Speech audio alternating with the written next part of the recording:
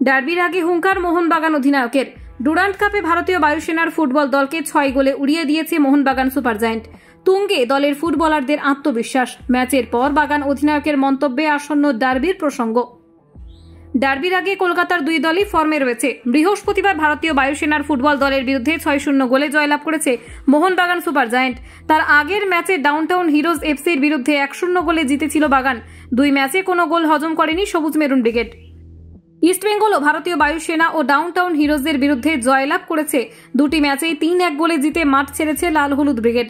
মোহনবাগান ইস্টবেঙ্গল দুই দলই এক পেশে ম্যাচ খেলে জয়ের সরণিতে রয়েছে। বড় ম্যাচ থেকে পুরো পয়েন্ট নেওয়ার লক্ষ্য নিয়ে মাঠে নামবেন উভয় ক্লাবের ফুটবলাররা।